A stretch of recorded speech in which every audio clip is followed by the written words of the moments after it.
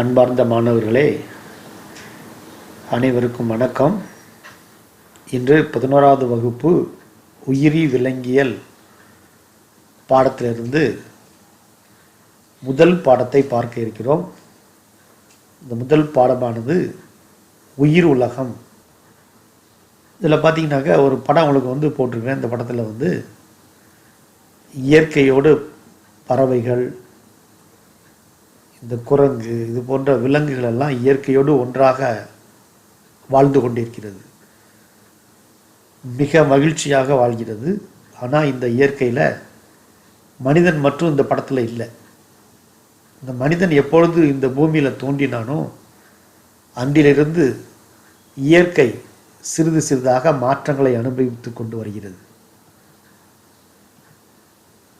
அதனால தான் உங்கள் புத்தகத்தில் பார்த்தீங்கன்னாக்கா முதல் பக்கத்திலேயே இந்த படம் போட்டிருப்பாங்க.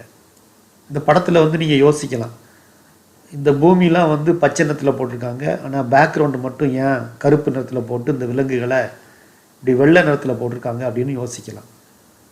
இதுக்கு அர்த்தம் என்னவென்றால், பூமியிலிருந்து ஒவ்வொரு காலகட்டங்களிலும் வாழ்கின்ற விலங்குகள் சிறிது சிறிதாக மறைந்து கொண்டிருக்கின்றன என்பதை எடுத்து கூறுவதற்காக தான் படமானது சிம்பாலிக்காக போடப்பட்டுள்ளது. விலங்குகளை நேசிப்பதை பற்றி ஆல்பர்ட் ஐன்ஸ்டீன் ஒரு கருத்து கூறியுள்ளார். ஒட்டுமொத்த இயற்கையையும் அதன் அழகையும் மற்றும் அனைத்து உயிரினங்களையும் அரவணைப்பதே நம் பெரும் கடமையாகும் என்பதை ஆல்பர்ட் ஐன்ஸ்டீன் கூறியுள்ளார். இந்த வாசகம் இந்த படத்துக்கு கீழே உங்கள் புக்கில் போட்டிருக்கோம். இப்போ நம்ம பார்க்கக்கூடிய பாடப்பகுதி என்னன்னு பார்த்தீங்கன்னாக்கா, உயிரின உலகின் பல்வகைத்தன்மை, வகைப்பாட்டின் தேவைகள் மற்றும் வகைப்பாட்டியல் மற்றும் தொகுப்பு அமைப்பியல் ஆகிய இந்த 3 பகுதிகளையும் இந்த வகுப்பில் பார்க்க இருக்கிறோம்.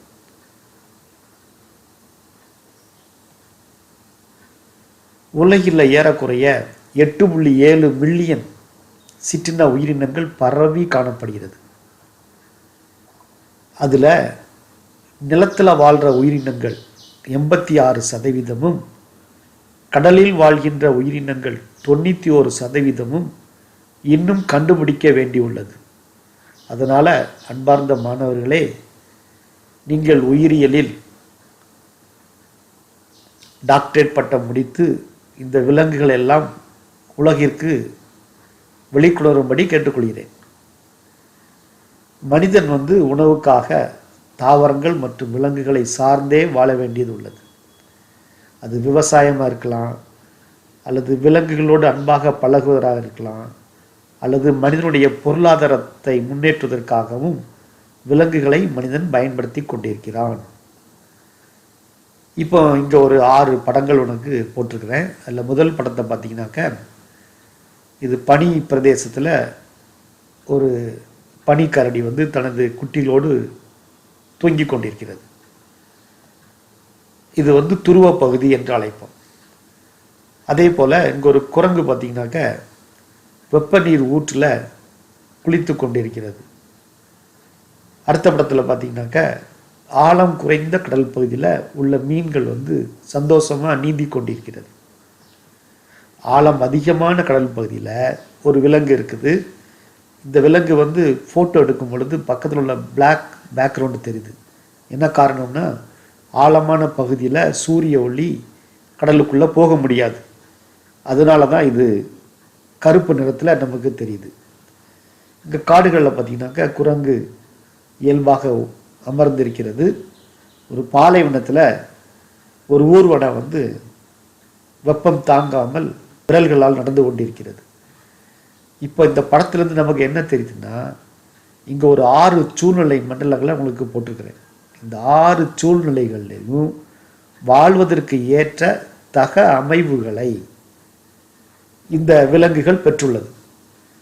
இப்போ இந்த துருவ பகுதியில் வாழக்கூடிய விலங்குகள் ஐஸ் கட்டியில் அப்படி தூங்கி கொண்டிருக்கிறது. அதே இது பாலைவனத்தில் வாழ்கின்ற இந்த விலங்கானது வெப்பம் தாங்க முடியாமல் விரல்களால் நடந்து ஓடிக்கொண்டிருக்கிறது. அப்போ என்ன பார்க்குறோன்னா, உயிரின உலகின் பல்வகைத்தன்மை அப்படின்னாக்க, துருவத்தில் உள்ள பனிப்பாறைகள் முதல் வெப்பநீர் ஊற்றுகள் வரை, ஆழம் குறைந்த கடற்பரப்பு முதல் ஆழ்கடல் வரை, அதிக மழை பொழிவு கொண்ட வெப்பமண்டல காடுகள் முதல் வறண்ட பாலைவனம் வரை உள்ள அனைத்து பகுதிகளிலும் தாவரங்களும் விலங்குகளும் வாழ்கின்றன. அதான் போன படத்தில் நம்ம பார்த்தோம். அடுத்து ஒரு பனிக்கட்டிக்கு மேலே ஒரு கரடி அமர்ந்து இருக்கிறது. ஒரு காண்டாமிருகம் தனது ரோமங்களை உதிர்த்த நிலையில் காணப்படுகிறது. ஒரு தவளையானது ஒரு சருகோடு இணைந்து அமர்ந்திருக்கிறது. பாலை நிலத்தில் வாழக்கூடிய ஒரு ஒட்டகத்தையும் படத்தில் பார்க்கலாம். இப்போ இந்த 4 விலங்குகளும் அந்த சூழ்நிலைக்கு ஏற்றபடி தனது உடல் அமைப்பை அமைத்துக் கொள்கிறது. உதாரணமாக, பனிக்கட்டியில் வாழக்கூடிய இந்த கரடிக்கு அதிகமாக பனி குளிரை தாங்குவதற்காக தோள்களில் ரோமங்கள் தேவைப்படுது, அதிகமாக கொழுப்பும் தேவைப்படுது. அதனால தான் இந்த விலங்கு அதிக கொழுப்புடனும் ரோமங்களுடன் காணப்படுகிறது. அதே போல் இந்த குளிர்காலம் முடிந்து கோடை காலம் வரும் பொழுது இந்த விலங்குல இந்த ரோமங்கள் தேவையில்லை, அது தானாக உதிர்ந்து விடுகிறது. அதே போல் இந்த தவளையை பார்த்தீங்கன்னாக்க ஒரு சருகோடு சருகாக அமர்ந்திருக்கிறது. இங்கே இந்த சருகுக்கும் தவளைக்கும் உள்ள வேறுபாடு திடீர்னு பார்த்தா தெரிவதில்லை. காரணம் என்னன்னு கேட்டிங்கன்னா, இந்த தவளையை உண்பதற்காக பிற விலங்குகள் காத்து கொண்டிருக்கின்றன. அதிலிருந்து தப்பித்து வாழ்வதற்காக இது ஒரு அமைப்பை பெற்றுள்ளது. அதே போல் இந்த ஒட்டகமானது பாலைவனத்தில் செல்லும் பொழுது மணல் காற்று வீசும். அந்த மணல் காற்றில் உள்ள மணல்களானது கண்ணுக்கு போகாமல் இருக்கிறதுக்காக இந்த பெரிய இமை காணப்படுகிறது. மூக்கிற்குள் போகாமல் இருப்பதற்காக இங்கேயும் ஒரு மூடி போன்ற ஒரு அமைப்பு காணப்படுகிறது. வாயை பாதுகாப்பதற்கும் ஒரு மூடி போன்ற அமைப்பு காணப்படுகிறது. இதெல்லாம் அந்தந்த சூழ்நிலையில் வாழ்கின்ற விலங்குகளின் அமைப்பாகும். அப்போ பல்வேறுபட்ட சூழ்நிலை மண்டலங்களில் வெற்றிகரமாக வாழ்வதற்கு ஏற்ற சிற்றினங்கள் பல்வேறுபட்ட அமைவுகளை பெற்றுள்ளன.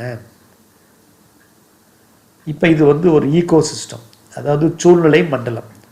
இந்த சூழ்நிலை மண்டலத்தில் தவளை இருக்குது, தலைப்பிரட்டை காணப்படுகிறது, சிறிய பூச்சிகள் பறந்து செல்கிறது, ஒரு நீரில் வாழக்கூடிய ஒரு தாவரம் காணப்படுகிறது, சூரியனை போட்டிருக்கிறாங்க, மீன்களை போட்டிருக்காங்க, நத்தையும் இங்கே காமிச்சிருக்கிறாங்க. அப்போ இப்படிப்பட்ட சூழ்நிலையில் பல்வேறு விலங்குகள் ஒன்றாக இணைந்து வாழ்வதை தான் சூழ்நிலை மண்டலம் அல்லது ஈகோசிஸ்டம் என்று அழைக்கின்றோம். அப்போ சூழ்நிலை மண்டலம் என்றால் என்ன அப்படின்னு ஒரு 3 மதிப்பெண்கள் வினா உங்களுக்கு கேட்கப்படும். அதை சூழ்நிலை மண்டலம் எனப்படுவது தாவரங்கள் மற்றும் விலங்குகள் போன்ற உயிர் காரணிகளுக்கும் தாது உப்புக்கள், தட்பவெப்பநிலை, மண், நீர் மற்றும் சூரிய ஒளி போன்ற உயிரற்ற காரணிகளுக்கும் இடையே உள்ள தொடர்பை குறிப்பதாகும். இது ஒரு 3 மதிப்பெண் வினாக்களில் இந்த கேள்வியை கேட்கலாம்.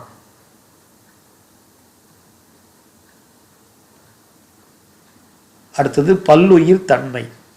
பல்வேறு வகைப்பட்ட சிற்றினங்கள் ஒரு குறிப்பிட்ட சூழ்நிலை மண்டலத்தில் வாழ்வதே பல்லுயிர் தன்மை எனப்படும். இப்போ நம்ம ஒரு குளத்தின் சூழ்நிலையை பார்த்தோம். அங்கே பல்வேறு விலங்குகள் ஒரு குறிப்பிட்ட சூழ்நிலை மண்டலத்தில் வாழ்கிறது. இதை தான் பல்லுயிர் தன்மை என்று அழைக்கின்றோம். இந்த பல்லுயிர் தன்மை என்ற சொல்லை முதல்ல அறிமுகப்படுத்தியவர் வால்டர் ரோசன். இந்த சொல்லானது வில்சன் என்பவரால் வரையறுக்கப்பட்டது. அப்போ இந்த வால்டர் ரோசன், வில்சன் இவர்கள் பெயர்கள் 1 மதிப்பெண் வினாக்களில் கேட்கப்படும். ஒரு உயிரிகளின் பண்புகளாக இங்கே ஒரு 11 பாயிண்ட் போட்டிருக்காங்க.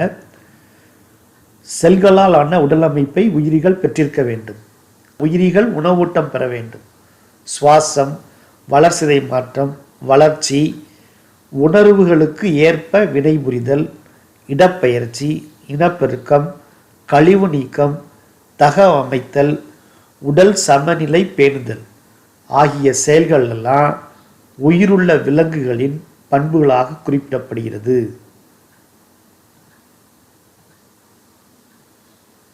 வகைப்பாட்டின் தேவை. இப்போ எவ்வளவோ விலங்குகள் உலகில் வாழ்ந்து கொண்டிருக்கிறது. அந்த விலங்குகளை எவ்வாறு வகைப்படுத்துவது என்பதை பற்றி இந்த பகுதியில் பார்க்க இருக்கிறோம். இப்போ இங்கே ஒரு டிபார்ட்மெண்ட் ஸ்டோர் போட்டிருக்காங்க. இங்கே பார்த்தீங்கன்னாக்க நிறைய பொருட்களை வரிசை வரிசையாக அடுக்கி வச்சிருக்கிறாங்க. எதற்காக இவர்கள் இவ்வாறு அடுக்கி வைத்திருக்கிறார்கள் என்றால், மிக எளிதில் அந்த பொருட்களை நாம் எடுப்பதற்காகவே இவ்வாறு செய்திருக்கிறார்கள். அதே போல் இங்கே ஒரு நூலகம் உள்ளது. இந்த நூலகத்தில் புத்தகங்கள் ஒவ்வொரு பாடப்பிரிவாக வரிசையாக வைக்கப்பட்டுள்ளது. இதே போன்றுதான் விலங்குகளையும், உலகில் வாழ்கின்ற அனைத்து தாவர விலங்குகளையும் வகைப்படுத்த முயற்சி செய்தார்கள். அப்போ வகைப்படுத்துதல் என்றால் என்னன்னு பார்த்தீங்கன்னா, புதிய வழிமுறைகளை உருவாக்கி அதனை சாத்தியமாக்கும் செயல்முறையே வகைப்படுத்துதல் ஆகும். எளிதில் காணக்கூடிய பண்புகளின் அடிப்படையில் உயிரினங்களை குழுக்களாக பிரிப்பதே வகைப்படுத்துதல் ஆகும். அடிப்படை படிநிலைகளை குறிக்கும் அறிவியல் சொல் வகைப்பாட்டு தொகுப்பு எனப்படும். அதே போல பல்வேறு மட்டங்களில் உள்ள உயிரினங்களின் படிநிலைகளை குறிப்பிடும் சொல் டாக்ஸான் ஆகும். அப்போ இங்கே 2 மதிப்பெண் வினாக்களில் வகைப்பாட்டு தொகுப்பு என்பது யாது, டாக்ஸான் என்றால் என்ன என்று கேட்கிறதுக்கு வாய்ப்பு உள்ளது. விலங்குகளின் பண்புகளை அடிப்படையாக கொண்டு அனைத்து உயிர்களும் பல டாக்ஸான்களாக வகைப்படுத்தப்பட்டுள்ளன. விலங்குகளை வகைப்படுத்தும் அறிவியல் பிரிவுக்கு வகைப்பாட்டியல் எனப்படும். இப்போ வகைப்பாட்டியல் அறிவியல் படிநிலைகள். இதில் பார்த்தீங்கன்னாங்க, ஒரு விலங்கை நாம் அதனுடைய பண்பை அறிய வேண்டும், அடையாளங்களை காண வேண்டும், இரு சொல் பெயர்களை அந்த விலங்குக்கு கொடுக்க வேண்டும், பின்னர் அதை வகைப்படுத்தல் செய்ய வேண்டும். இவ்வாறாக வகைப்பாட்டியல் அறிவியல் படிநிலைகள் உள்ளது. வகைப்பாட்டின் அடிப்படை தேவை. எதற்காக நம்ம விலங்குகளை வகைப்படுத்த வேண்டும் அப்படின்னு பார்த்தீங்கன்னாக்க, ஒரு 5 பாயிண்ட் கொடுத்துருக்குறாங்க. இது ஒரு 5 மதிப்பெண் வினாக்களில் கேட்கலாம். நெருங்கிய தொடர்புடைய இனங்களை கண்டறிந்து வேறுபடுத்துதல். இப்போ ஒரு பூனையும் பாருங்க, ஒரு புலியும் பார்த்தீங்கன்னா, ரெண்டும் பார்ப்பதற்கு ஒன்று போல தெரியும். ஆனால் இவற்றில் பல வேறுபாடுகள் காணப்படுது. இப்படி நெருங்கிய தொடர்புடைய இனங்களை கண்டறிந்து வேறுபடுத்துதல். இரண்டாவதாக, சிற்றினங்களுக்கு இடையே உள்ள வேறுபாடுகளை அறிந்து கொள்ளுதல். மூன்றாவதாக, உயிரினங்களின் பரிணாம வளர்ச்சியை புரிந்து கொள்ளுதல். நான்காவதாக, பல்வேறுபட்ட தொகுப்புகளுக்கு இடையே உள்ள தொடர்பை விளக்கும் வகையில் மரபு தொகுதி தொடர்பு மரத்தை உருவாக்குதல். இறுதியாக, உயிரினங்களை பற்றி தெளிவாக அறிந்து கொள்ளுதல். இதுதான் இந்த வகைப்பாட்டியலின் அடிப்படை தேவையாக உள்ளது. வகைப்பாட்டியல் மற்றும் தொகுப்பு அமைப்பியல். வகைப்பாட்டியல் வரிசைப்படுத்துதல் எனப்படுவது உலகில் உள்ள தாவரங்கள், விலங்குகள் மற்றும் உயிரினங்களை இனம் கண்டறிந்து பெயரிட்டு விளக்கி வகைப்படுத்துவதுடன் உயிரினங்களை முறையாக வரிசைப்படுத்துகின்ற ஒரு அறிவியல் பிரிவாக இது உள்ளது. ஆகஸ்ட் பைரமஸ் டி காண்டோல் என்பவர் வகைப்பாட்டியல் என்ற சொல்லை முதலில் அறிமுகப்படுத்தினார். ஒரு மதிப்பெண் வினாக்கள்ல கேட்கலாம்.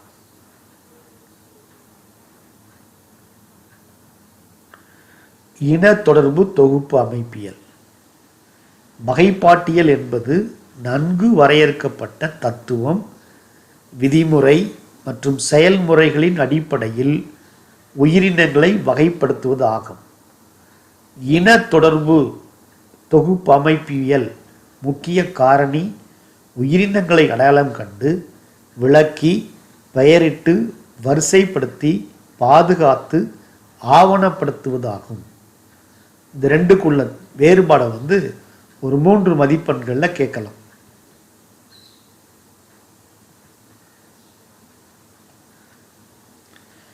இந்த படம் அரிஸ்டாட்டில். இவர் பாரம்பரிய வகைப்பாட்டியலின் தந்தை என்று அழைக்கப்படுகிறார். இது காரல் லின்னேயஸ் நவீன வகைப்பாட்டியலின் தந்தை என்று அழைக்கப்படுகிறார். வகைப்பாட்டின் வரலாறு. தொடக்க காலத்தில் விலங்குகளை ஒரு 5 வழிகளில் வகைப்படுத்தினாங்க. நன்மை பயக்கும் விலங்குகள், தீமை பயக்கும் விலங்குகள், வீட்டு விலங்குகள், வன விலங்குகள், ஊர்வன, பரப்பன, கடல்வாழ் விலங்குகள். பின்னர் விலங்குகள் வாழ்கின்ற இடத்தை வைத்தும் அதன் புறத்தோற்றத்தை வைத்தும் தொடக்க காலத்தில் விலங்குகளை வகைப்படுத்தினார்கள். அரிஸ்டாட்டில் கிமு 384 முதல் 322 வரை வாழ்ந்தவர். இவர் ஒரு புத்தகத்தை வெளியிட்டார். அது விலங்குகளின் வரலாறு என்று அழைக்கப்பட்டது. அதில் உயிரினங்களை 2 வகையாக பிரிக்கிறார். ஒன்று தாவரங்கள், மற்றொன்று விலங்குகள் என்று 2 வகையாக பிரிக்கிறார். அதே போல் இடப்பெயர்ச்சியை வைத்து 3 பிரிவுகளாக விலங்கை பிரிக்கிறார். நடப்பன, பரப்பன, நீந்துவன என்று 3 வகைகளாக இடப்பெயர்ச்சியை வைத்து பிரிக்கிறார். மூன்றாவதாக இரத்த ஓட்டம் காணப்படுவதை வைத்து 2 வகையாக விலங்குகளை பிரிக்கிறார். இரத்தம் உடைய விலங்குகள், இரத்தம் இல்லாத விலங்குகள், இரத்தமற்ற விலங்குகள் என்று 2 வகைகளாக இந்த புத்தகத்தில் பிரிக்கிறார். அரிஸ்டாட்டில் காலத்தில் இந்த தவளைகளையும் தலைப்பிரட்டையும் அவர் இனம் தனியாக பிரித்து கூற முடியவில்லை. ஏன்னா தவளை என்பது நீரிலும் நிலத்திலும் வாழ்வது, தலைப்பிரட்டை நீரில் மட்டும் வாழ்வது. அதே போல் பரப்பன, பறவைகளும் பறக்கின்றன, வௌவால்கள் பறக்கின்றன, சிறிய பூச்சிகள் பறக்கின்றன. ஆனால் இந்த 3 விலங்குகளுமே வெவ்வேறு வகையைச் சேர்ந்தவை. பறவைகள் பரப்பன, வௌவால் பாலூட்டிகள், பூச்சிகள் முதுகெலும் பெற்ற விலங்கு. அதே போல் நெருப்பு கோழி, ஈமு கோழி, பெண்குவின் இவை வெவ்வேறு சூழ்நிலையில் வாழக்கூடியவை. இதை பற்றியெல்லாம் அரிஸ்டாட்டில் தனது விலங்குகளின் வரலாறு என்ற புத்தகத்தில் குறிப்பிட முடியவில்லை. இருப்பினும் இந்த விலங்குகளின் வரலாறு என்ற புத்தகமானது கிபி 1700 வரை மக்கள் பயன்படுத்தினார்கள். அடுத்தது என்ன பார்க்குறோம்னாக்க அரிஸ்டாட்டிலுடைய ஒரு மாணவர் தியோப்ரட்டஸ். இவர் என்ன செஞ்சார்னா, தாவரங்களில் அரிஸ்டாட்டில் ஆய்வுகளை செய்ததுனால தியோப்ரட்டஸ் தாவரவியலின் தந்தை என்று அழைக்கப்படுகிறார். இவர் கிமு 372 287 வரை வாழ்ந்தவர். தியோப்ரட்டஸ் அரிஸ்டாட்டிலுடைய மாணவர். இது ஜான் ரே என்பவர். உங்கள் புத்தகத்தில் 4வது பக்கத்தில் ஜான் ரே அப்படின்னு பேர் போட்டு பக்கத்தில் கிபி 1627 1785 போட்டிருக்கோம். அந்த 1785 1705 என்று மாற்றிக்கொள்ளவும். 4வது பக்கத்தில் இந்த அச்சுப்பிழை உள்ளது, இதை மாற்றிக்கொள்ளவும்.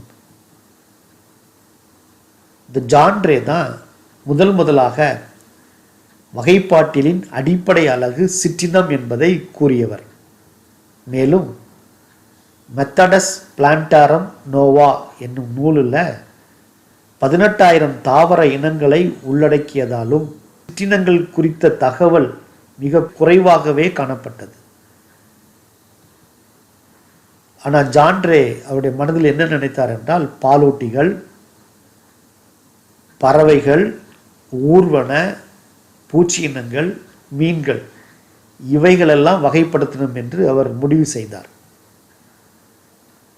காரல் லின்னேயஸ் கிபி 1707 1788 வரை வாழ்ந்தவர். இவர் ஸ்வீடன் நாட்டைச் சேர்ந்தவர். இவர் நவீன வகைப்பாட்டிலின் தந்தை என்று அழைக்கப்படுகிறார். நவீன இனத்தொடர்பு தொகுப்பை நிறுவியவரும் இவர்தான். அறிவியல் அடிப்படையிலான வகைப்பாட்டு முறைகளையும் இரு சொற்பெயரிடும் முறையையும் உருவாக்கியவரும் இந்த கார்ல் லின்னேயஸ் தான்.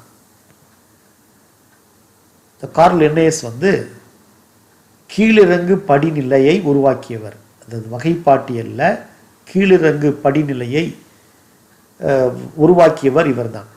இது தற்பொழுது பேருலகம், உலகம், தொகுதி, வகுப்பு, வரிசை, குடும்பம், பேரினம், சிற்றினம் என்ற 8 பிரிவுகளாக பிரிக்கப்பட்டுள்ளது.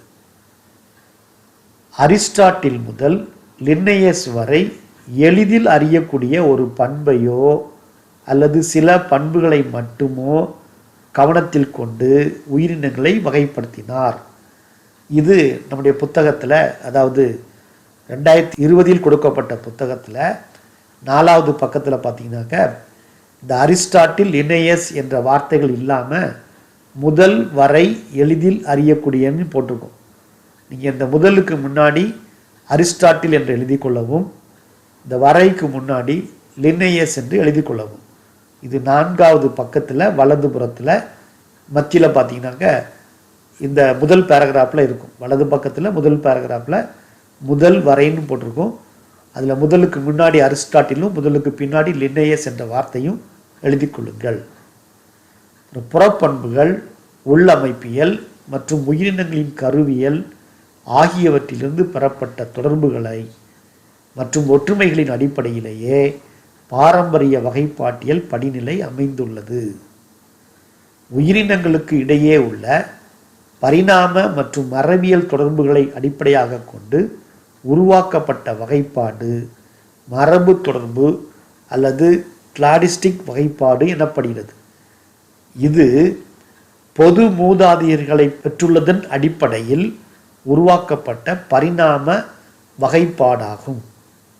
பல்வேறு சிற்றினங்களுக்கு இடையே உள்ள ஒற்றுமை வேற்றுமைகளை உணர்த்தும் மரபு தொகுதி தொடர்பு மரம் உருவாக்கப்பட்டது. பரிணாம தொடர்புகளை கிளாடோகிராம் என்னும் மரபு வரைபடத்தின் மூலம் விளக்குவதை ஏர்னஸ்ட் ஹேக்கல் அறிமுகப்படுத்தினார். இந்த கிளாடோகிராமை பற்றி முதல்ல அறிமுகப்படுத்தியவர் ஏர்னஸ்ட் ஹேக்கல் ஆவார். இந்த கிளாடோகிராம் என்பது என்னன்னு பார்த்தீங்கன்னாக்க இதுதான் மரபு தொகுதி மரபு வரைபடம் சொல்கிறோம். இதில் இந்த அடிப்பகுதியில் ஒரு பொது மூதாதையர்கள் இருப்பாங்க. அதிலிருந்து ஒவ்வொரு விலங்காக பிரிந்திருக்கும். ஏ என்ற ஒரு விலங்கு, பி, சி. அதே போல் இங்கே என்ன பார்க்குறேன்னா ஒரு பொது மூதாதையரிலிருந்து 2 பிரிவுகள் பிரிஞ்சிருக்கலாம். ஒரு விலங்கு சி ஆகவும் மற்றொன்று ஏபியாகவும் பிரிந்திருக்கலாம். இதுக்கு இங்கே ஒரு விளக்கம் கொடுத்துருக்காங்க. கிளாடோகிராமின் ஒவ்வொரு பரிணாம படிநிலையும் ஒரு கிளையை உருவாக்குகிறது. அக்கிளையில் உள்ள விலங்குகள் அனைத்தும் புதிய பண்புகளை பெற்றுள்ளன. இப்பண்புகள் ஒரு குறிப்பிட்ட இடத்திற்கு கீழே உள்ள கிளைகளில் காண இயலாது. அப்புறம் மூதாதையர் பண்புகளில் இருந்து வேறுபடும் ஒத்த அல்லது பெறப்பட்ட புதிய பண்புகளின் அடிப்படையில் உயிரினங்களுக்கு இடமளித்து அமைத்தல் இன வளர்ச்சி மரம் அல்லது கிளாடோகிராம் உருவாக்கப்படுகிறது. இப்போ இந்த படத்தை பார்த்தீங்கன்னாக்க a branching diagram that shows the evolutionary relationship between species. இப்போ பொது மூதாதையர் என்று நான் அங்கே போட்டிருக்கிறேன். இதில் மீன்கள் காணப்படுது, தவளை காணப்படுகிறது, ஓணான் காணப்படுது, எலி, ஒரு மனித குரங்கு. அப்போ இவைகளுக்கெல்லாம் பொது மூதாதையர்களாக யார் இருக்கலாம்னாக்க முதுகு எலும்பு உள்ள முதல் விலங்கு தான் பொது மூதாதையர்களாக இருக்கார். இப்போ கிளாடோகிராம் என்பதை பற்றி ஒரு தெளிவு இல்லாமல் இருப்பீங்கன்னு நினைக்கிறேன். கிளாடோகிராம் என்றால் என்னன்னு கேட்டிங்கனாக்க ஒரு பொது மூதாதையரிலிருந்து ஒவ்வொரு இனங்களாக எப்படி உருவானது என்பதை குறிப்பது தான் இந்த கிளாடோகிராம். இதை இன்னும் தெளிவாக சொல்ல போனாக்க இந்த படத்தை பாருங்கள். இதை தான் கிளாடோகிராம் என்று அழைக்கிறோம். இந்த கிளாடோகிராமில் பொது மூதாதையர் யாருன்னு பார்த்தீங்கன்னாக்க வெர்டிபிரேட்டான்னு போட்டிருக்கு. இந்த வெர்டிபிரேட்டா என்பது என்னன்னா முதுகெலும்புள்ள விலங்கு. இந்த முதுகெலும்பு உள்ள விலங்குகளில் நான் முதலே பார்த்தது போல் மீன்கள், ஒரு சலமாண்டர் என்பது என்னன்னாக்க நீரில் வாழக்கூடிய ஒரு விலங்கு, அதே போல் ஒரு ஓணான், ஒரு எலி, மனித குரங்கு போட்டிருக்காங்க. அதில் முதல் என்ன பார்க்கணும்னா மீன்கள். அப்போ இந்த வெர்டிபிரேட்டா என்ற மூதாதையரில் உருவான முதல் உயிரினம் வந்து மீன்கள். சில மீன்களில் நுரையீரல் காணப்பட்டது. பொதுவாக மீன்கள் வந்து செவில் மூலமாக நீரில் சுவாசிக்கும். சில மீன்களில் நுரையீரல் காணப்பட்டது. அது நேர நிலப்பகுதிக்கு வருகிறது. அதில் உருவானது தான் இந்த சலமாண்டர் என்ற நீர்நில வாழும் விலங்குகள். அதை இருவாழ்விகள் என்று அழைப்போம். அந்த இருவாழ்விகளில் சில விலங்குகள் என்ன பார்க்குறோம்னாக்கா நகம் தோன்றியது. அதில் மூன்றாவது சி என்ற அந்த மூன்றாவது ஒரு விலங்காகிய நிலத்திலேயே தங்கி வாழக்கூடிய ஊர்வன தோன்றியது. பின்னர் பார்த்தீங்கன்னாக்கா ஊர்வனத்தில் ரோமங்களும் பால் சுரப்பியும் காணப்பட்டது. எலிகளும் ஒரு மனித குரங்கும் காணப்பட்டது. இந்த எலியிலேருந்து மனித குரங்கு எப்படி வேறுபடுதுன்னா, அதனுடைய கைகளில் விரல்கள், கட்டை விரல் வந்து பயன்பாடு அதிகமாக இருந்தது மற்ற விலங்கை காட்டிலும். இப்படி ஒவ்வொரு பண்பையாக வைத்து நாம் உருவாக்கக்கூடிய இந்த ஒரு மர போன்ற ஒரு பிரிவுகள் தான் கிளாடோகிராம் என்று அழைக்கப்படுகிறது. இது உனக்கு ஒரு 3 மதிப்பெண் வினாக்களில் நீங்களே சில விலங்குகளை கொடுத்துருவாங்க. அதை வச்சு நம்மளே கிளாடோகிராம் வந்து வரையணும். அது புத்தகத்துக்கு பின்னாடி உள்ள கேள்வியில் இருக்குது. பல்லுயிரி தன்மை அறிமுகப்படுத்தியவர் யாருன்னா வால்டர் ரோசன். பல்லுயிர் தன்மை வரையறுக்கப்பட்டது யாரானாக்க E.D. வில்சனால் வரையறுக்கப்பட்டது. வகைப்பாட்டியலை அறிமுகப்படுத்தியவர் யாருன்னா அகஸ்டின் பைரமஸ் டி காண்டோல் 1813. நவீன வகைப்பாட்டிலின் தந்தை கரோலுஸ் லின்னேயஸ். பாரம்பரிய வகைப்பாட்டிலின் தந்தை அரிஸ்டாட்டில். விலங்குகளின் வரலாறு, இது லத்தீன் மொழியில் எழுதப்பட்ட ஒரு நூல், அரிஸ்டாட்டில் எழுதினார். தாவரவியலின் தந்தை தியோபரட்டஸ். மெத்தடஸ் பிளான்டாரம் நோவா என்ற நூலை எழுதியவர் ஜான் ரே. வகைப்பாட்டின் அடிப்படை அலகு சிற்றினம் என கூறியவர் ஜான் ரே. கிளாடோகிராமை அறிமுகப்படுத்தியவர் ஏர்னஸ்ட் ஹெங்கல். 3 பேருலகு வகைப்பாடு மற்றும் வகைப்பாட்டு படிநிலைகள். 5வது பக்கத்தை திருப்பி வைத்துக் கொள்ளவும். இந்த 3 பேருலக வகைப்பாடை நமக்கு தந்தவர் காரல் வவுஸ். இது 5வது பக்கத்தில் 1.4 எடுத்து வைத்துக் கொள்ளுங்கள். அதில் முதல் பேராகிராஃபில் ஆரம்பத்தில் பார்த்தீங்கன்னா, ஜீன்களுக்கு இடையே உள்ள வேறுபாட்டின் அடிப்படையாக கொண்டு காரல் வவுஸ் மற்றும் குழுவினர் முயற்சியால் முப்பேருலக கோட்பாடு முன்மொழியப்பட்டது அப்படின்னு போட்டிருக்கோம். ஆனால் அந்த ஜீன்களுக்குன்ற வார்த்தைக்கு முன்னாடி 16S rRNA என்ற வார்த்தையை எழுதி கொள்ளவும்.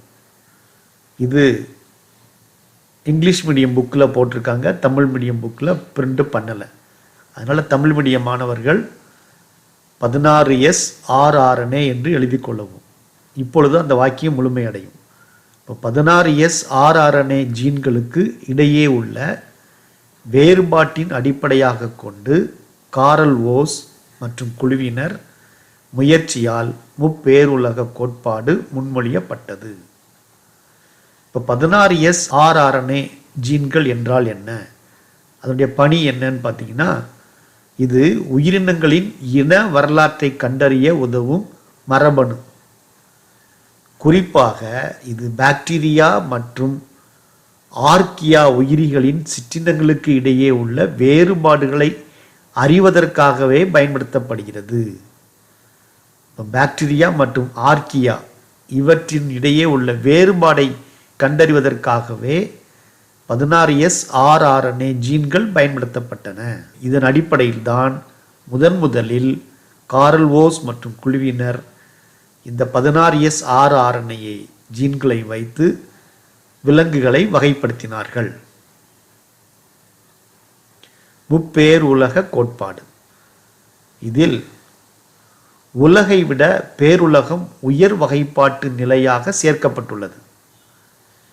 இதில் ப்ரோகேரியாட்டுகள் ஏற்கனவே நீங்கள் 10வது வகுப்புலலாம் படிச்சிருப்பீங்க. ப்ரோகேரியாட்டுகள் என்றால் என்னன்னு பார்த்தீங்கன்னா, இங்கே முழுமையான செல் அமைப்பு கிடையாது. ஒரு செல் சவ் இருக்கும், உட்கரு தெளிவற்ற நிலையில் காணப்படும். அதில் செல் உறுப்புகள் ஆகிய மைட்டோகாண்ட்ரியா, எண்டோபிளாசவலை போன்றவையெல்லாம் அங்கே இருக்காது. இப்படிப்பட்ட ப்ரோகேரியாட்டுகளை இந்த முப்பெயர் உலக கோட்பாட்டில் 2ஆக பிரிக்கின்றார்கள். ஆர்கியா என்றும் பாக்டீரியா என்றும் பிரிக்கப்படுகிறது. இந்த ஆர்கியா என்ற பிரிவின் கீழ் எக்ஸ்டிமோபைலஸ், தெர்மோஜென்கள், ஹாலோபைலஸ், தெர்மோ அசிடோபைலஸ் இப்படி உள்ள இக்கட்டான சூழ்நிலையில், விலங்குகளே வாழ முடியாத சூழ்நிலையில் வாழ்கின்ற இந்த ப்ரோகேரியாட்டுகளை ஆர்கியா என்ற பிரிவின் கீழ் கொண்டு வந்திருக்கிறார்கள். அடுத்தது பாக்டீரியா. பாக்டீரியாக்களை 2ஆக பிரிக்கின்றார்கள். ஒன்று சைனோ பாக்டீரியா, மற்றொன்று யூ பாக்டீரியா. சைனோ பாக்டீரியாக்கள் பயன் தரக்கூடிய பாக்டீரியாக்கள், யூ பாக்டீரியாக்கள் தீங்கு தருவையாகவும் இருக்கலாம். பின்னர் யூகேரியாட்டுகள். யூகேரியாட்டுகள் என்பது முழு செல் அமைப்பை உடைய உயிரிகள். ஒரு செல் என்றால் உட்கரு இருக்கும், பிளாஸ்மா சவ்வு இருக்கும், புரோட்டோபிளாசம் காணப்படும். புரோட்டோபிளாசத்தில் அனைத்து செல் நுண் உறுப்புகளும் இருக்கும். இப்படிப்பட்ட செல் அமைப்பை கொண்ட உயிர்கள் எல்லாமே யூகேரியாட்டுகள். இந்த யூகேரியாட்டுகளை யூகேரியா என்று பிரிக்கின்றார். இந்த யூகேரியாவில் அடங்கியுள்ள உயிரினங்கள் புரோட்டிஸ்ட்ரா, பூஞ்சைகள், தாவரங்கள் மற்றும் விலங்குகள் ஆக இந்த 3 பேருலகு கோட்பாட்டில் ஆர்கியா, பாக்டீரியா, யூகேரியா என்று பிரிக்கப்பட்டது. ஆர்கியா மற்றும் பாக்டீரியாக்களின் இடையேயான வேறுபாடை இப்பொழுது பார்க்க இருக்கிறோம். பொதுவாக பாக்டீரியாவை விட ஆர்கியா யூகேரியாட்டுடன் நெருங்கிய தொடர்பில் உள்ளது. அதே போல பாக்டீரியாவின் செல் சுவரின் உள் அமைப்பிலிருந்து ஆர்கியா செல் சுவர் வேறுபட்டு காணப்படுகிறது. பாக்டீரியா மற்றும் யூகேரியாட்டுகளின் சவ்வின் உள்ளமைப்பு RNA வகைகளில் இருந்தும் ஆர்கியா வேறுபடுகிறது. அப்போ பாக்டீரியா யூகேரியாட்டின் காணக்கூடிய உள்ளமைப்பு, சவ்வின் உள்ளமைப்பு, RNA வகைகள், இதிலிருந்து ஆர்கியா வேறுபடுகிறது. இப்போ பேருலகு ஆர்கியா. இந்த ஆர்கியால பார்க்கும் பொழுது ஒரு செல் உயிரினங்களான ப்ரோகேரியாட்டுகள் இதில் அடங்கியுள்ளது. நம்ம ஏற்கனவே படித்தது போல ஆர்கியாவில் எக்ஸ்டிமோபைலஸ், இந்த எக்ஸ்டிமோபைலஸ் என்று அழைக்கக்கூடிய இந்த பிரிவின் கீழ் வரக்கூடிய ஆர்கியா விலங்குகள் எரிமலை வாய்ப்பகுதி, வெந்நீர் ஊற்றுகள், துருவ பனி பாலங்கள் போன்ற சாதகமற்ற சூழ்நிலையில் வாழும் திறனுடையவை. அப்போ இந்த சூழ்நிலையில் எரிமலையின் வாய்ப்பகுதியில் விலங்குகளே வாழ முடியாது. வெந்நீர் ஊற்றுகள்லையும் விலங்குகள் வாழ முடியாது. துருவங்களில் விலங்குகள் வாழ முடியும் பனி பிரதேசங்கள். ஆனால் அந்த பனி பாலங்களுக்கு உள்ளே வாழக்கூடிய விலங்குகள் தான் இந்த ஆர்கியா பிரிவை சேர்ந்த விலங்குகள். இவைகளெல்லாம் எக்ஸ்டிமோபைலஸ் என்று அழைக்கப்படுகிறது. இது ஒரு 3 மார்க் கொஸ்டின்ல கேட்பாங்க. இந்த எக்ஸ்டிமோபைலஸ் தனக்கு தேவையான உணவை எப்படி பெறுகிறது? பொதுவா சூரிய ஒளி மற்றும் ஆக்சிஜன் இல்லாம எரிமலை சாம்பலில் இருந்து ஹைட்ரஜன் சல்ஃபைடு மற்றும் வேறு சில வேதிப்பொருட்களை பயன்படுத்தி இது உணவை தயாரித்துக் கொள்கிறது. இப்போ பொதுவாக சூரிய ஒளி மற்றும் ஆக்சிஜன் மூலமாக தான் ஒளிச்சேர்க்கை நடைபெறும். ஆனால் இங்கே ஹைட்ரஜன் சல்ஃபைடு மற்றும் சில வேதிப்பொருட்கள் பயன்படுத்தி உணவை தயாரித்துக் கொள்கிறது. மெத்தனோஜன் இவ்வகை ஆர்கியாக்கள் மீத்தேன் வாயுவை உற்பத்தி செய்கின்றன. ஹாலோஃபைல்கள் இவ்வகை உயிரிகள் உப்புத்தன்மை உள்ள சூழ்நிலையில் வாழும் தன்மையுடையவை. தெர்மோ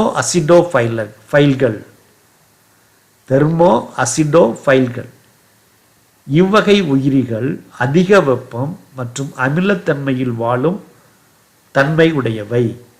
அப்போ இது 2 மார்க் கொஸ்டின்ல மெத்தனோஜன் என்றால் என்ன, ஹாலோஃபைல்கள் என்றால் என்ன, தெர்மோ அசிடோஃபைல்கள் என்றால் என்னன்னு கேட்கலாம். 2 மார்க் கொஸ்டின்ல கேட்பாங்க. இந்த தெர்மஸ் அக்வாட்டிகஸ் இது ஒரு பாக்டீரியா. இது உயர் வெப்பநிலையை தாங்கக்கூடிய திறனுடையவை. இந்த பாக்டீரியாவில் இருந்து முதலாக டிஎன்ஏ பாலிமரேஸ் என்ற நொதியானது பிரித்தெடுக்கப்பட்டது. இந்த நொதி எதுக்கு பயன்படுதுன்னா, டிஎன்ஏ நகல் பெருக்கம் செய்வதற்கு இந்த நொதியானது மிகவும் அவசியமான ஒன்று. இந்த டிஎன்ஏ பாலிமரேஸ் நொதி பிசிஆர் தொழில்நுட்பத்தில் பயன்படுகிறது. இந்த பிசிஆர் தொழில்நுட்பத்தை பற்றி தாவரவியலில் நன்றாக விரிவாக படிப்பீர்கள். பேருலகு பாக்டீரியா இவை அனைத்தும் புரோகரியாட்டுகள் வகையை சேர்ந்தவை. தெளிவான உட்கருவும் ஹிஸ்டோன்களும் கிடையாது. இந்த பாக்டீரியாக்களுக்கு தெளிவான உட்கரு கிடையாது, ஹிஸ்டோன் வகையான புரதங்களும் கிடையாது. ஆனால் குரோமோசோம் பார்த்தீங்கன்னா வட்ட வடிவில் டிஎன்ஏவாக காணப்படுகிறது. அதே போல 70S வகை ரைபோசோம்கள் மட்டும்தான் இந்த பாக்டீரியாவில் காணப்படும். மற்ற செல் நுண்ணுறுப்புகள் ஒன்றுமே கிடையாது. அதாவது மைட்டோகாண்ட்ரியா, எண்டோபிளாசவலை இதெல்லாம் அந்த பாக்டீரியாவில் இருப்பதில்லை. அதே போல இந்த பாக்டீரியாவுடைய செல் சுவரானது பெப்டிடோகிளைகான் என்ற ஒரு பொருளால் உருவாக்கப்பட்டுள்ளது. பெரும்பாலும் இந்த வகை பாக்டீரியாக்கள் சிதைப்பவைகளாகவோ ஒளிச்சேர்க்கை மூலம் உணவை தயாரிக்கக்கூடிய பாக்டீரியாக்களாகவோ சில வகை நோயை உண்டாக்கக்கூடியதாகவும் இருக்கலாம்.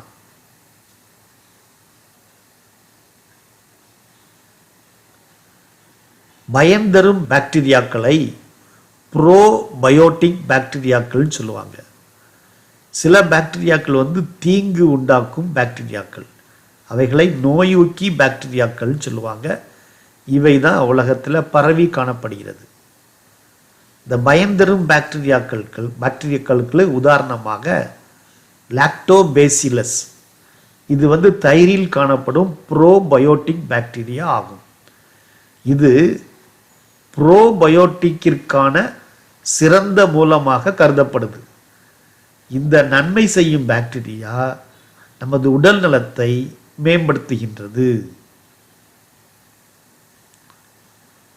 சைனோபாக்டீரியாக்கள், இந்த சைனோபாக்டீரியாக்கள் ஒளிச்சேர்க்கை செய்து ஆக்சிஜனை உற்பத்தி செய்யக்கூடிய நீல பச்சை பாசிகள் ஆகும். இவை புவியின் தொடக்க காலமான ஜியாலஜிக் காலத்தில் ஆக்சிஜனை உற்பத்தி செய்வதன் மூலம் புவியை காற்றற்ற சூழ்நிலையிலிருந்து காற்று உள்ள சூழ்நிலைக்கு மாற்றியதில் முக்கிய பங்காற்றி உள்ளது. அதாவது பூமியானது தோன்றிய காலத்தில் காற்று இல்லாத ஒரு சூழ்நிலையில் இருந்தது.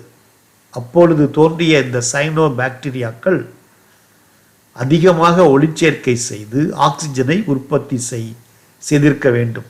அதனால்தான் காற்றற்ற சூழ்நிலையில் உள்ள பூமியானது காற்றுள்ள சூழலுக்கு மாறியதாக கண்டுபிடிக்கப்பட்டுள்ளது.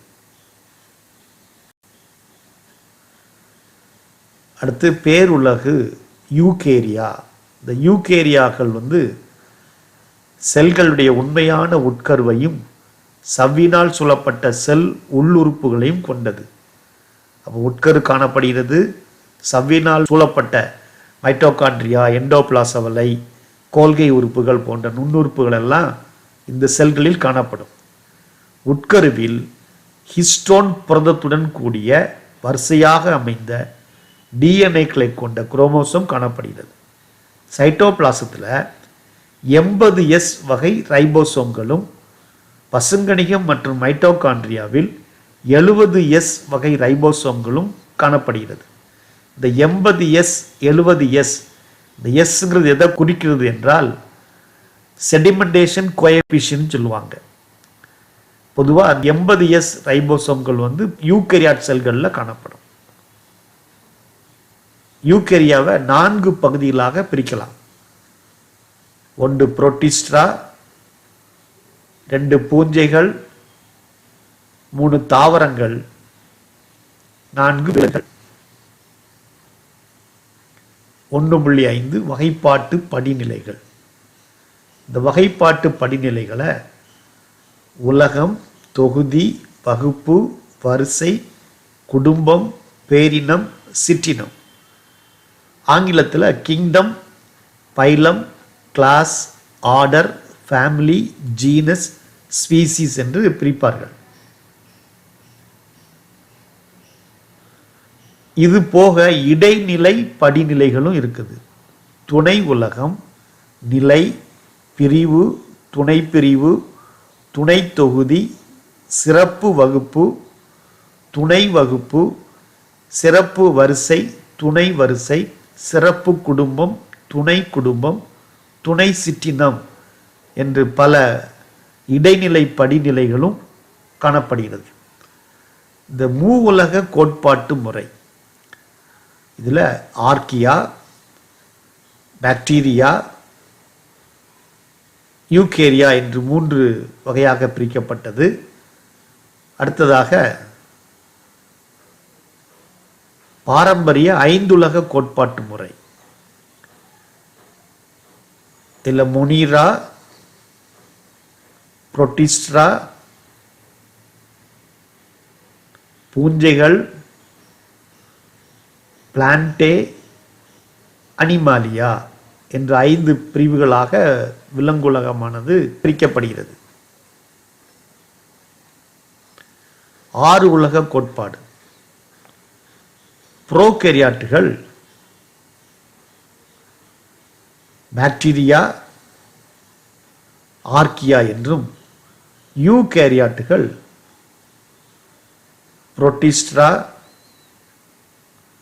பூஞ்சைகள், பிளான்டே, அனிமாலியா என்று பிரிக்கப்படுகிறது. அப்போ 6 உலக கோட்பாடு படி பாக்டீரியா, ஆர்க்கியா, புரோட்டிஸ்டா, பூஞ்சைகள், பிளான்டே, அனிமாலியா என்ற உயிரினங்கள் பிரிக்கப்படுகிறது. 7 உலக வகைப்பாட்டு முறை. முதலில் யூ பாக்டீரியா, 2வது ஆர்கி பாக்டீரியா, 3வது புரோட்டோசோவா, 4வது குரோமிஸ்ட்ரா, 5வது பூஞ்சைகள், 6வது பிளான்டே, 7வதாக அனிமாலியா. இப்படி 7 உலக வகைப்பாட்டு முறையும் காணப்படுகிறது. இப்போ சிற்றினம் என்றால் என்னன்னு பார்க்க போகிறோம். வகைப்பாட்டியலின் அடிப்படை அலகு சிற்றினம். புறத்தோற்ற பண்புகளின் ஒன்றுபட்ட ஆனால் இனப்பெருக்க பண்புகளில் தனிமைப்படுத்தப்பட்ட இனப்பெருக்க திறனுடைய செய்களை உண்டாக்கும் உயிரினங்கள் சிற்றினம் எனப்படும். அப்போ சிற்றினம் என்றால் என்ன என்று கேட்டால், புறத்தோற்ற பண்புகளில் ஒன்றுபட்ட ஆனால் இனப்பெருக்க பண்புகளின் தனிமைப்படுத்தப்பட்ட இனப்பெருக்க திறனுடைய செய்களை உண்டாக்கும் உயிரினங்கள் சிற்றினம் எனப்படும். இது ஒரு 3 மார்க் கொஸ்டின்ல கேட்பாங்க. அதே போல நெருங்கிய தொடர்புடைய சில சிற்றினங்களுக்கு இடையே இனக்கலப்பு செய்யும் பொழுது மலட்டுத்தன்மையுடைய செய்கள் உருவாகிறது. இதற்கு நம்ம புத்தகத்தில் ஒரு 4 உதாரணங்கள் கொடுத்துருக்காங்க. அதை இப்பொழுது பார்ப்போம். ஆண் குதிரை, பெண் கழுதை. இந்த குதிரையும் கழுதையும் நெருங்கிய சிற்றினங்கள். இவற்றுக்கிடையே இனக்கலப்பு செய்யும் பொழுது ஒரு மலட்டுத்தன்மை உள்ள ஹின்னி என்ற ஒரு விலங்கு உண்டாகிறது. இந்த விலங்கு பார்ப்பதற்கு குதிரையினுடைய தலைப்பகுதியையும் கழுதையினுடைய உடம்பு பகுதியும் பெற்று காணப்படும். இந்த 2வது படத்தில் பார்த்தா அது ரொம்ப தெளிவாக தெரிகிறது. இதே போல மற்றொரு உதாரணம், ஆண் கழுதைக்கும் பெண் குதிரையும் கலப்பு செய்யும் பொழுது கிடைக்கக்கூடிய அந்த சேயின் பெயர் கோவேறு கழுதைன்னு சொல்லுவாங்க. இது பார்ப்பதற்கு முகமானது கழுதை போலவும் உடலானது குதிரை போலவும் காணப்படும். இதுல ரொம்ப தெளிவாக தெரியுது 2வது படத்துல. 3வதாக ஒரு உதாரணம் ஆண் சிங்கமும் அதே போல பெண் புலி இரண்டையும் இனக்கலப்பு செய்தோம் என்றால் லைக்கர் என்ற ஒரு விலங்கு உண்டாகிறது. இந்த லைக்கர்ங்கிற பேர் எப்படி கொடுத்துருக்காங்கனாக்க, சிங்கத்துல லைன் என்பதுல எல்லையும் புலியில டைகர் என்பதுல ஈஆரையும் சேர்த்து லைக்கர்னு பேர் வச்சிருக்கிறாங்க. இந்த விலங்கு பார்த்தீங்கன்னாக்க சிங்கத்துடைய முகத்தையும் புலியினுடைய உடலையும் பெற்று காணப்படுகிறது. இந்த 2வது படம் ரொம்ப தெளிவாக தெரியும். சிங்கத்தினுடைய உடலையும் முகத்தையும் புலியின் உடலையும் பெற்று காணப்படுகிறது. இதே போல மற்றொரு உதாரணம் ஆண் புலியையும் பெண் சிங்கத்தையும் கலப்பு செய்தோம் என்றால் கிடைக்கக்கூடிய விலங்கின் பெயர் டைகான். இது எப்படி எடுத்திருக்காங்கனாக்க, டைகர்ல உள்ள TIG, அந்த சிங்கத்தில் உள்ள ON ரெண்டும் சேர்த்து டைகான் பேர் வச்சிருக்கிறாங்க. இதுல பாருங்க, இந்த புலியினுடைய முகத்தோற்றமும் உடல் அமைப்பானது சிங்கம் போன்றும் காணப்படும். அப்ப நம்ம பார்த்த இந்த விலங்குகள் அனைத்திலையுமே ஆண் எந்த தன்மையில் இருக்குதோ அதனுடைய முகம்தான் காணப்படுகிறது.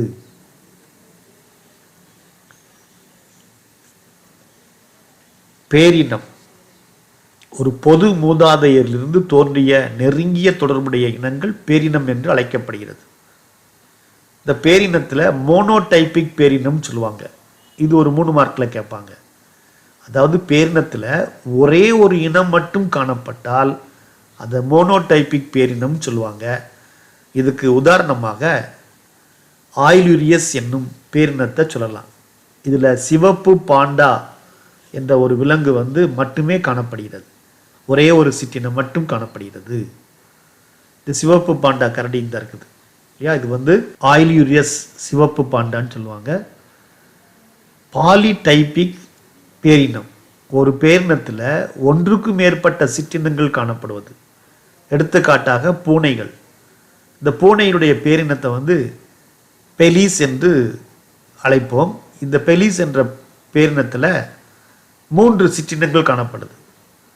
Belize domesticus, Felis margarita, Felis silvestris. அதாவது வீட்டு பூனை, வனப்பூனை, காட்டுப்பூனை. இதற்கான படங்களும் இங்கே கொடுத்துருக்குறேன்.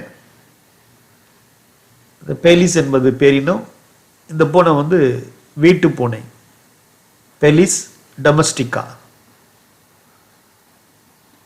இது வனப்பூனை, பெலிஸ் மார்க்ரிட்டா. இது காட்டுப்பூனை, பெலிஸ் சில்வஸ்டிக்ஸ். அடுத்ததாக குடும்பம். ஒன்றுக்கொன்று தொடர்புடைய பேரினங்களை உள்ளடக்கியுள்ளன. பேரினம் சிற்றினங்களை ஒப்பிடுகையில் அவை குறைந்த அளவு ஒற்றுமை கொண்டவை. அதாவது பேரினத்தில் பார்க்கும் பொழுது சிற்றினங்களுக்கிடையே ஒப்பிடும் பொழுது அதிக தொடர்பு இருந்தது. நாங்கள் குடும்பங்களை பார்க்கும் பொழுது சில ஒற்றுமைகள் மட்டும் இருந்தால் அதை குடும்பமாக வைத்திருக்கிறார்கள். எடுத்துக்காட்டாக ஃபெலிடே என்ற குடும்பத்தை சார்ந்த விலங்குகள் பூனைகளும் சிங்கம், புலி மற்றும் சிறுத்தை. இந்த பூனைகளை பெலிஸ் என்ற ஒரு பேரினமும், சிங்கம், புலி, சிறுத்தை இவைகளை பாந்திரா என்ற மற்றொரு பேரினமாகவும் கருதப்படுது. இந்த 2 பேரினங்களும் ஒன்றுக்கொன்று தொடர்பு பெற்று காணப்படுது. இந்த 2 பேரினத்தையும் சேர்த்து ஃபெலிடே என்ற குடும்பமாக வைத்திருக்கிறார்கள். இப்போ இதற்குரிய படங்களையும் நான் உங்களுக்கு காமிக்க போகிறேன். ஃபெலிடே என்ற குடும்பம். இந்த குடும்பத்தில் முதல் பேரினம் ஃபெலிக்ஸ். இதில் பார்த்தது போல வீட்டு பூனை, வனப்பூனை, காட்டுப்பூனை, பாந்திரா, சிங்கம், புலி, சிறுத்தை. இவையெல்லாம் ஃபெலிடே என்ற குடும்பத்தில் வைக்கப்பட்டுள்ளது. அடுத்தது வரிசை. சில பொதுவான பண்புகளை கொண்ட ஒன்று அல்லது அதற்கு மேற்பட்ட பல குடும்பங்களின் தொகுப்பு வரிசை எனப்படும். ஒரே மாதிரியான ஒன்று அல்லது பல குடும்பங்கள் இணைந்து வரிசையை உண்டாக்குகிறது. இது என்னென்ன குடும்பம்னாக்க ஃபெலிடே மற்றும் கெனிடே இந்த 2 குடும்பமும் சேர்ந்து கார்னிவோரா என்ற வரிசையாக வைக்கப்பட்டுள்ளது. இந்த கார்னிவோரா வரிசையில் ஃபெலிடேனாக்க இந்த நாய், ஓநாய் போன்றவைகள்லாம் வைக்கப்பட்டுள்ளது. இது கேனிடே என்று அழைக்கிறோம் குடும்பம். அதே போல் ஃபெலிடே குடும்பத்தையும் ஏற்கனவே பார்த்துருக்குறோம். இந்த 2 குடும்பங்களும் சேர்ந்து தான் கார்னிவோரா என்ற வரிசையின் கீழ் வைக்கப்பட்டுள்ளது. அடுத்ததாக வகுப்பு. பொதுவான பண்புகள் சிலவற்றை கொண்டு ஒன்றுக்கொன்று தொடர்புடைய ஒன்று அல்லது அதற்கு மேற்பட்ட வரிசைகளின் தொகுப்பே வகுப்பு எனப்படும். எடுத்துக்காட்டாக மனிதன், மனித குரங்கு போன்றவை பிரைமேட்டா என்ற வரிசையில் சார்ந்தவை. அதே போல நாய், பூனை போன்றவை கார்னிவோரா என்ற வரிசையை சார்ந்தவை. அப்போ பிரைமேட்டா என்ற வரிசையும் கார்னிவோரா என்ற வரிசையும் பாலூட்டிகள் என்ற வகுப்பின் கீழ் அடங்கியுள்ளது. தொகுதி. ஒத்த தனித்துவ பண்புகளின் அடிப்படையில் சில வகுப்புகள் உயர் படிநிலையான தொகுதி என்பதன் கீழ் வைக்கப்பட்டுள்ளது. இப்போ மீன்கள், இருவாழ்விகள், ஊர்வன, பறவைகள் மற்றும் பாலூட்டிகள் போன்ற வகுப்புகள் வகைப்பாட்டில் அடுத்த உயர் படிநிலையான முதுகு நாணிகள் கார்டேட்டா என்னும் தொகுதியை உருவாக்குகிறது.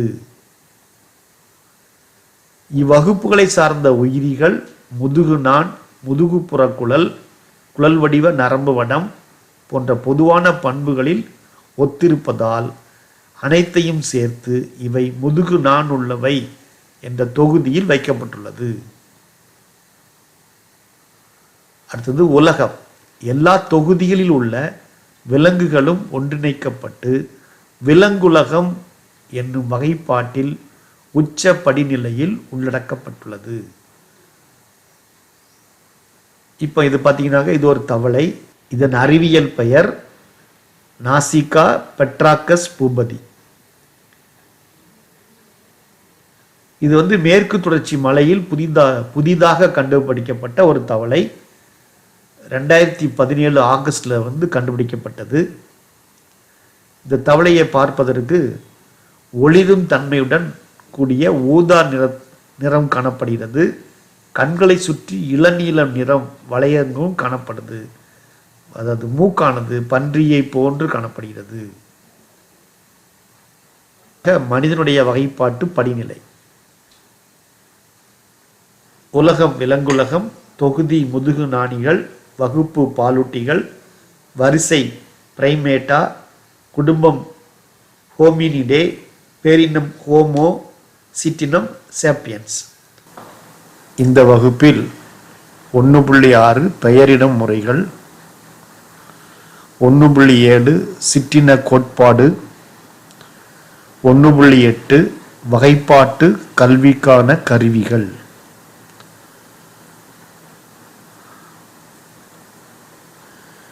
பெயரிடும் முறை என்றால் என்ன? விலங்குகளுக்கும் வகைப்பாட்டு குழுக்களுக்கும் அறிவியல் முறையில் பெயரிட்டு அழைக்கக்கூடிய முறை பெயரிடும் முறை எனப்படும். வகைப்பாட்டு குழுவாக்கத்தின் பயன்கள்.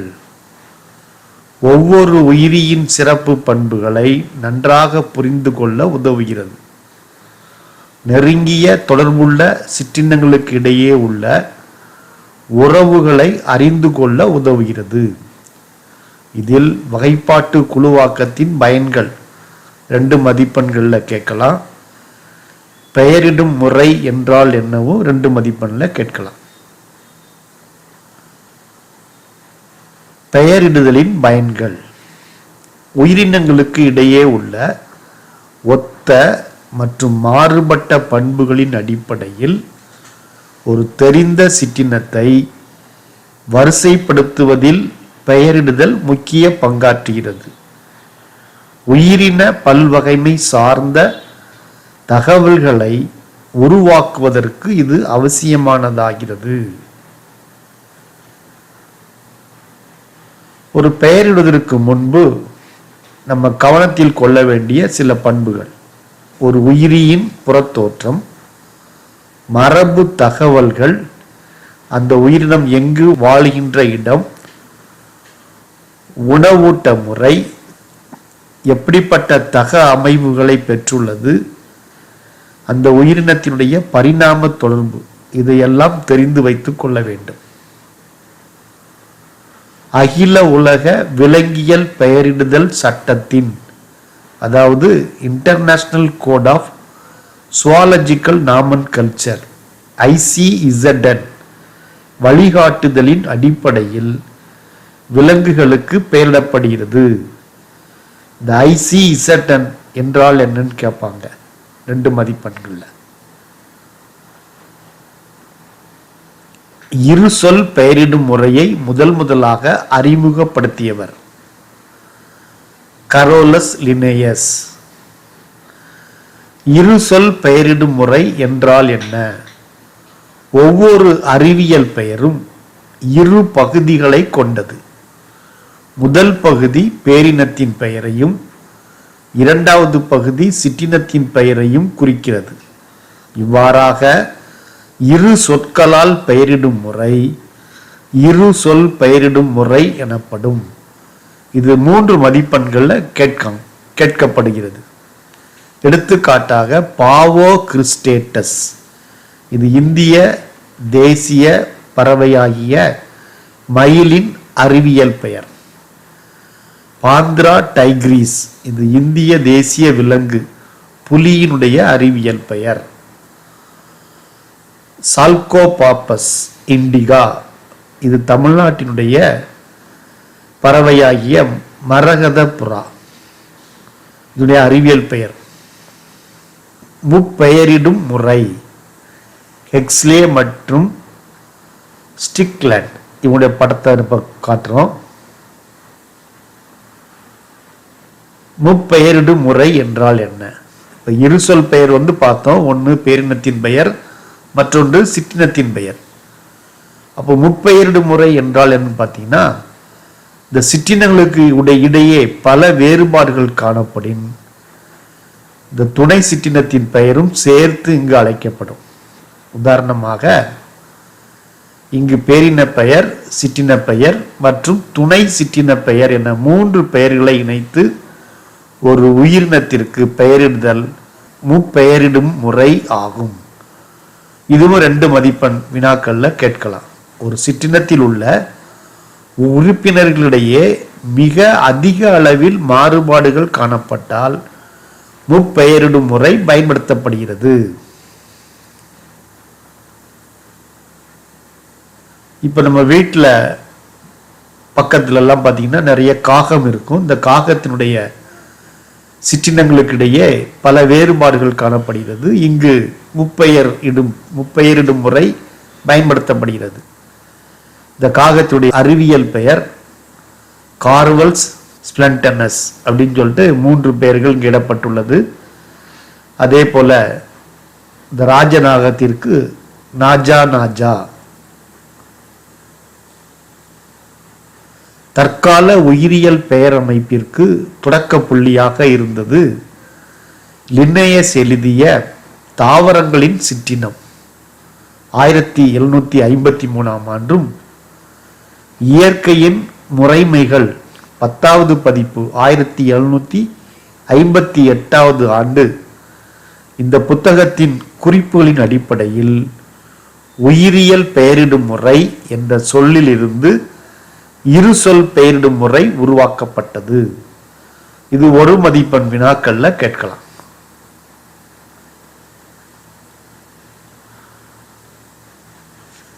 அறிவியல் பெயர் எப்படி எழுதுவது?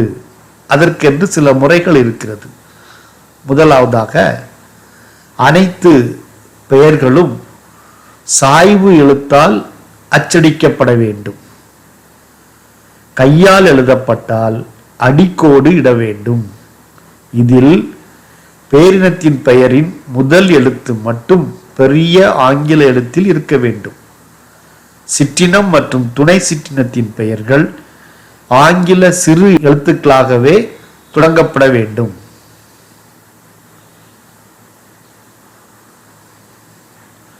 இரு வெவ்வேறு உயிரிகளின் அறிவியல் பெயர் ஒன்றாக இருக்காது. உயிரினத்தின் அறிவியல் பெயர் எழுதும் பொழுது அதனை கண்டறிந்து விளக்கிய அறிஞரின் பெயரையோ அவரது சுருக்கமான பெயரையோ அதை பதிவு செய்த ஆண்டுடன் சேர்த்து எழுத வேண்டும். எடுத்துக்காட்டாக பெலிஸ் லியோ லின் 1758. இங்க லின் என்பது லின்னேயஸ் என்று குறிக்கிறது. 1758 இந்த அறிவியல் அறிஞர் பதிவு செய்த ஆண்டு. இவ்வாறாக ஒரு பேரினத்தின் பெயர், சிற்றினத்தின் பெயர், அதை விளக்கிய அறிவியல் அறிஞரின் பெயர் மற்றும் அவர் அதை விளக்கி பதிவு செய்த ஆண்டு இவ்வாறாக குறிக்கப்படுகிறது. சிற்றினத்தை கண்டறிந்த அறிஞரின் பெயரை அவ்வினத்திற்கு வைக்கும் பொழுது இந்த சிற்றினத்தை கண்டுபிடித்த அறிஞர் யாரு கண்டுபிடித்தாங்களோ அவங்களுடைய பெயரை வைக்கும் பொழுது அந்த பெயரின் முடிவில் ஐ என்றோ ஐ என்றோ ஏயு என்றோ முடியும்படி வைக்க வேண்டும். உதாரணமாக கிரைட்டோடக்டைலஸ் வரதகிரி. இந்த வரதகிரி என்பவர் அறிவியல் அறிஞர் தான் இந்த கிரைட்டோடக்டைலஸ் என்ற இந்த உயிரினத்தை கண்டறிந்தார். அவரின் பெயரை சிற்றினத்திற்கு பெயராக வைக்கும் பொழுது இறுதியில் பார்த்தீங்கன்னா 2 ஐ சேர்க்கப்பட்டுள்ளது. சிற்றின கோட்பாடு. ஜான் ரே என்ற அறிவியல் அறிஞர் தாவரங்களின் பொது வரலாறு என்ற புத்தகத்தை எழுதினார். அவர் சிற்றினங்களை பற்றி குறிப்பிடும் பொழுது பொது மூதாதையரிடமிருந்து உருவான புறத்தோற்றத்தின் ஒத்தமைந்த உயிரின குழுவே சிற்றினம் என விளக்கினார். அதே போல இயற்கையின் முறை என்ற புத்தகத்தை கரோலுஸ் லின்னேயஸ் என்ற அறிவியல் அறிஞர் எழுதும் பொழுது சிற்றினத்தை பற்றி இவ்வாறு குறிப்பிடுகிறார். சிற்றினம் என்பது வகைப்பாட்டின் அடிப்படை அலகு என குறிப்பிட்டார். அப்ப சிற்றினம் என்றால் என்ன அப்படின்னு சொல்லிட்டு ஒரு 3 மதிப்பெண் வினால கேட்டோம்னா இதுதான் நீங்க எழுதணும். புறத்தோற்றத்திலும் உடற்செயலிலும் ஒத்த பண்புகளை கொண்ட தங்களுக்குள் இனப்பெருக்கம் செய்து இனப்பெருக்க திறன் கொண்ட வழித்தோன்றல்களை உருவாக்கும் உயிரின தொகுதி சிற்றினம் என வரையறுக்கப்படுகிறது. சிற்றினம் வரையறு என்று கேட்டால் இந்த பதிலை நீங்க எழுத வேண்டும். இது 3 மதிப்பெண் வினாக்கள்ல கேட்கப்படும். சார்லஸ் டார்வின் 1857 சிற்றினங்களின் தோற்றம் என்ற ஒரு புத்தகத்தை எழுதினார். அவர் சிற்றினத்தை பற்றி குறிப்பிடும் பொழுது இயற்கை தேர்வின் மூலம் சிற்றினங்களுக்கு இடையே பரிணாம தொடர்புகளை விளக்கினார். வகைப்பாட்டு கல்விக்கான கருவிகள். தாவர வகைப்பாட்டிற்கு தாவர பதனங்கள் எனப்படும் ஹெர்பேரியம், தாவரவியல் தோட்டங்கள் போன்றவை கருவிகளாக பயன்படுகின்றன. அதே போல விலங்குகளின் வகைப்பாட்டிற்கு அருங்காட்சியகம், விலங்கியல் பூங்காக்கள் மற்றும் கடல் பூங்காக்கள் போன்றவை பயன்படுகிறது. வகைப்பாட்டு கருவி கூறுகள். இதில் நேரடி களப்பணி, ஆய்வு செய்தல், அடையாளம் காணுதல், வகைப்படுத்துதல், பாதுகாத்தல், ஆவண பதிவு செய்தல், இவைகள் வகைப்பாட்டு கருவி கூறுகள் என்று அழைக்கப்படுகிறது. பாரம்பரிய வகைப்பாட்டு கருவிகள். வகைப்பாட்டு திறவுகோல்கள் உயிரினங்களுக்கு இடையே உள்ள ஒற்றுமை வேற்றுமைகளை ஒப்பிட்டு ஆராய்ந்து உருவாக்கப்பட்டவை ஆகும். ஒவ்வொரு வகைப்பாட்டு நிலைக்கும் ஒரு தனி வகையான திறவுகோள்கள் காணப்படுகிறது. வகைப்பாட்டு திறவுகோள்கள்: அருங்காட்சியகங்கள், விலங்கியல் பூங்காக்கள், கடல் பூங்காக்கள் மற்றும் அச்சிடப்பட்ட வகைப்பாட்டு கருவிகள். இதை ஒவ்வொன்றாக இப்பொழுது பார்க்க இருக்கிறோம். அருங்காட்சியகங்கள். இந்த அருங்காட்சியகங்கள்ல நம்ம அங்க செல்லும் பொழுது அங்கு பலவிதமான விலங்குகள் பதப்படுத்தப்பட்ட நிலையில் வைக்கப்பட்டுள்ளது. இங்கு 2 படங்கள் பார்க்கிறோம். இந்த எலும்புக்கூடு சேகரிக்கப்பட்டு வைக்கப்பட்டுள்ளது. அங்கு ஒரு முழு விலங்காகவே உருவாக்கப்பட்டுள்ளது.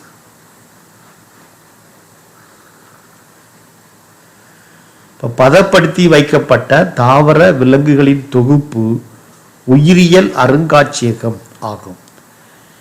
இந்த பதப்படுத்தப்பட்ட உயிரிகளை கண்டு உணரவும் கற்கவும் இந்த உயிரியல் அருங்காட்சியகம் பயன்படுகிறது. மேலும் மரபு அற்றுப்போன மற்றும் உயிருடன் உள்ள விலங்குகளின் மாதிரிகள் வழியாக அவ்வுயிரினங்களை பற்றி அறிந்து கொள்ள இந்த அருங்காட்சியகம் உதவுகிறது. விலங்கியல் பூங்காக்கள். இந்த விலங்கியல் பூங்காக்கள்ல பார்த்தீங்கன்னா நிறைய விலங்குகளை இயற்கையோடு ஒன்றி வாழுகின்றன. அவரை பாதுகாத்து விலங்கியல் பூங்காக்கள் ஏற்படுத்தப்படுகிறது. இதில் மனித மேற்பார்வையுடன் கூடிய பாதுகாப்பான வனப்பகுதியில் காட்டு விலங்குகளை வைத்திருத்தல் விலங்கியல் பூங்காக்கள் எனப்படும். விலங்குகளின் உணவு முறையையும் நடத்தை முறையையும் அறிந்து கொள்ள இவை உதவுகிறது. கடல் பூங்காக்கள். இங்கு பாதுகாப்பான சூழலில் கடல்வாழ் உயிரிகள் வைக்கப்பட்டுள்ளது. அச்சிடப்பட்ட வகைப்பாட்டு கருவிகள், அடையாள அட்டைகள், விளக்கங்கள், கள வழிகாட்டிகள், விளக்க குறிப்பேடுகள், இதெல்லாம் பிரிண்டட் மேட்டராக இருக்கும். நம்ம அதை பார்த்து அந்த விலங்குகளை பற்றி தெரிந்து கொள்ளலாம். மூலக்கூறு அளவிலான வகைப்பாட்டு கருவிகள். புதிய தொழில்நுட்பங்களின் வளர்ச்சி பாரம்பரிய வகைப்பாட்டு கருவியிலிருந்து மூலக்கூறு அளவிலான வகைப்பாட்டு கருவிகளை உருவாக்க உதவி உள்ளது. இது இந்த DNA கோடிங், அதாவது அதிக துல்லியம் மற்றும் நம்பகத்தன்மை ஆகியவற்றை இம்முறைகள் சிறப்பு அம்சமாக உள்ளது.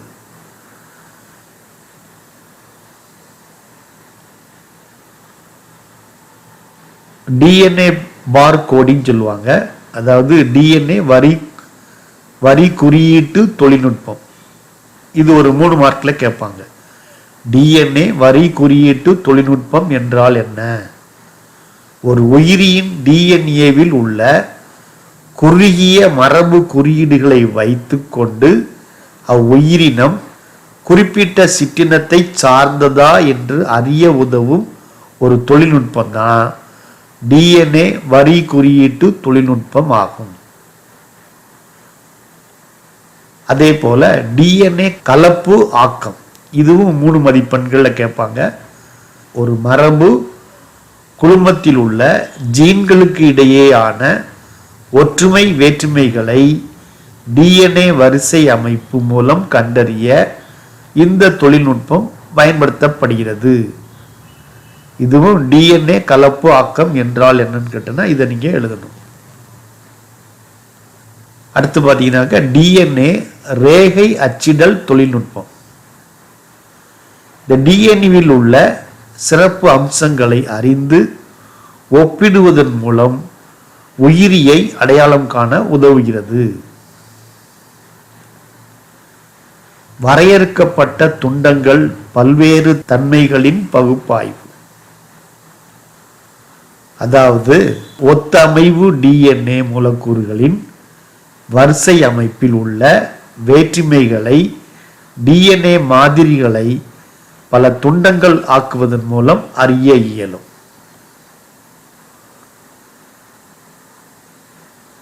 ஒற்றை ஜீனையோ அல்லது ஜீனின் பகுதியையோ பாலிமரை சங்கிலி வினையை பயன்படுத்தி பெருக்கி பின் அதனை வகைப்பாட்டு கருவியாக பயன்படுத்தலாம். சிற்றினங்களை கண்டறியும் தானியங்கி கருவிகள்.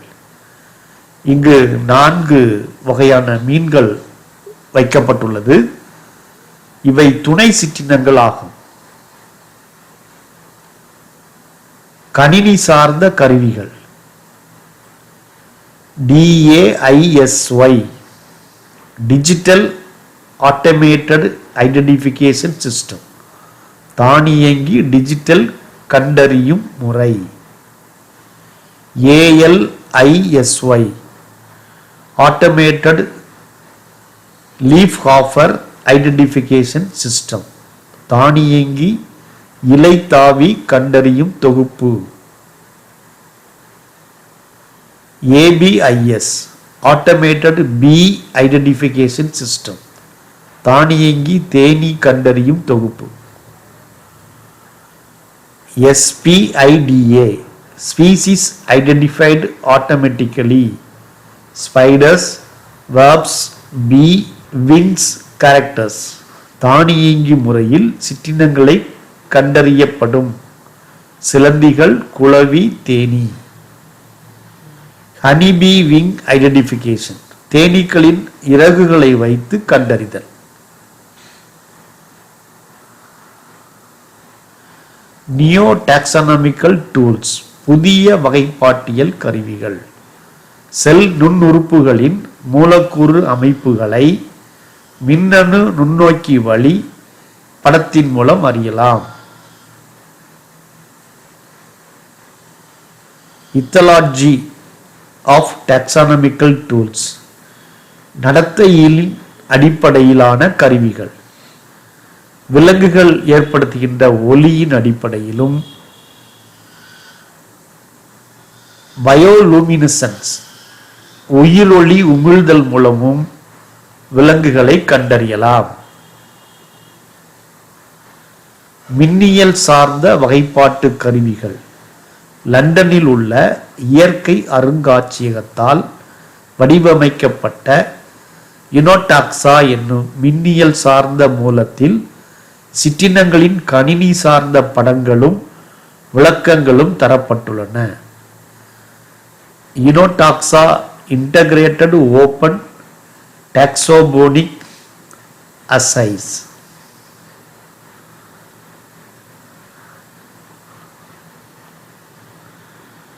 அன்பார்ந்த மாணவர்களே, இந்த பகுதியில் 2 மதிப்பெண் வினாக்களும் 3 மதிப்பெண் வினாக்களும் பல உள்ளன. அவைகளை புத்தகத்தை வைத்தும் படிக்கும்படி கேட்டுக்கொள்கிறேன். நன்றி, வணக்கம்.